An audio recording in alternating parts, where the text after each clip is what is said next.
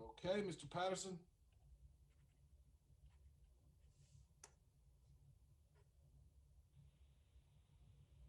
Good evening, ladies and gentlemen of the Commissioner Board. This is Bruce Paterson, Garwood, New Jersey.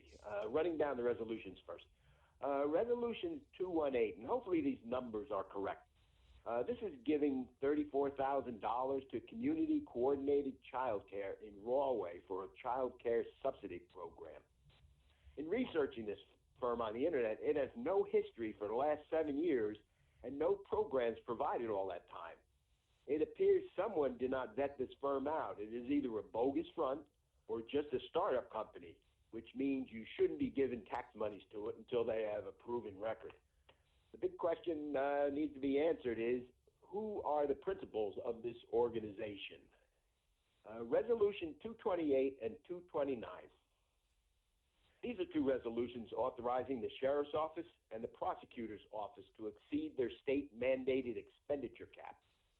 For the Sheriff's Office, looking at the budget line item, it looks like it went from $22.3 million to $22.5 million, which is only a 1% increase and under the 2% cap.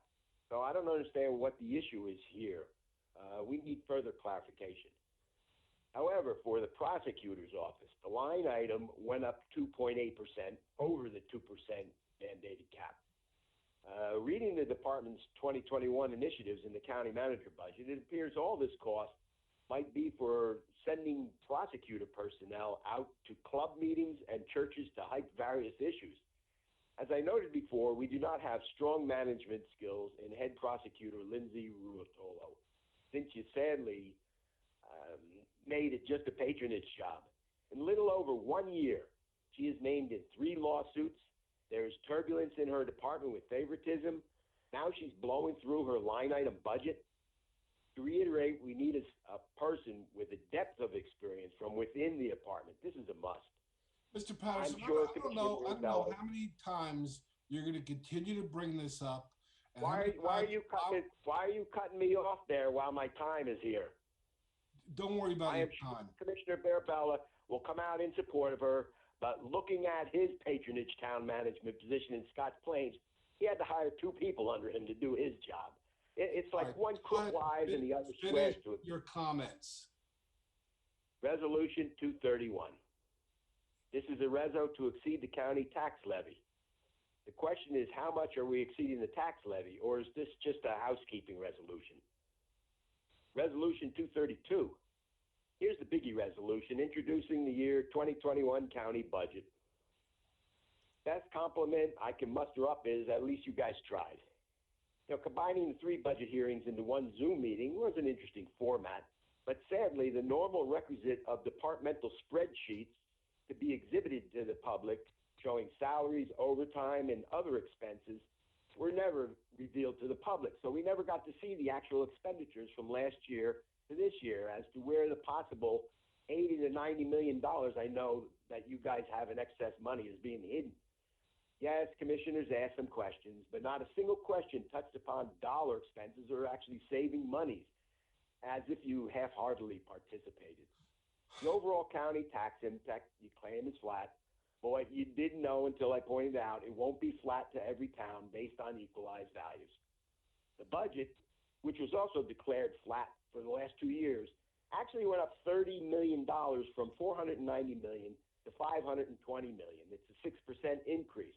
So that statement's not true either. It appears that I must be the only one attending these meetings that understands budgeting and financing, proving my premise that Commissioner Hudak, for a second time, failed at being finance chair because of no experience. Overall grade for this year, I give it a D+. At least the tax dollars stay the same. And I'm sure you're going to support him too, Mirabella. Resolution 252. Resolution supporting a LEAP implementation grant to Berkeley Heights for almost $750,000 for dispatch services. I don't understand why is Berkeley Heights getting this $750,000, because didn't Berkeley Heights join your county dispatch a couple of years ago? And to Eric Lawrence, I mean, that was great what he said. The parks have to be maintained as passive. You don't need to do additional stuff with artificial surfaces. I mean, he mentioned a lot of items, and I'll tell you, he should put it in writing and send it to you guys because I support what he said. No, it should be preservation and restoration, not additions. All right, Thank Mr. you very much. Patterson, please, you wrapped it up? Yep, thank you. All right, very good. I'm going to go just quickly through some of this. Director Anderson, is there any way you can provide some clarity to the first item that Mr. Patterson brought up? Sure. 4C's Community Coordinated Child Care Program was established in 1976. It is a lead child care agency that is authorized by the state of New Jersey between the Department of Children and Families, and the Department of Human Services. This is where all the subsidies sit from the state coming into the county. Every county in New Jersey has a 4Cs that is linked to the county. Our program is to help those families that do not hit the subsidy. So if you're getting benefits, you do qualify. So it's that family that just makes $1 or $2 more. We're able to help them get childcare, go to work, keep their job so their children are safe. With our Stand in the Gap funding of $34,000, in 2020, we helped 18 families, 31 children get program and services for the essential workers. That is the airport worker, the restaurant worker, for those individuals that make dollars, but they cannot afford childcare. This is what our funding does. And thanks to the commissioner, we support it. It's a nonprofit organization, and they're 501c3. And I am not at liberty to provide what is on their board of trustees because they're in compliance.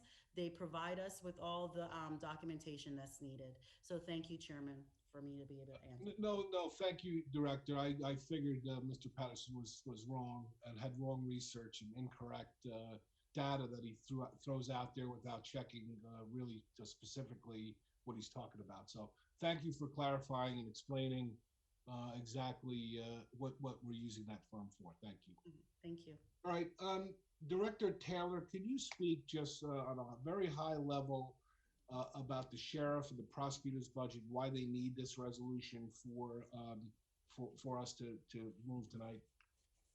Sure, absolutely. Through you, Chairman. First, under Public Law 2015, Chapter 249, which was signed into law on January 19, 2016, it essentially allows for each constitutional officer, as Mr. Patterson is correct in that vein, to only increase their budget to 2%. However, part of the equation that he is missing is that we have to take into consideration any revenues that those offices generate.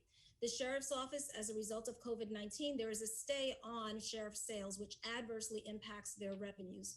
So as a result, there is a need to compensate for that revenue loss that we have seen across the board, and we've detailed last year as well as in this year's budget to make up for those cap implications. He still has to operate. He still has collective bargaining agreements that he has to adhere to.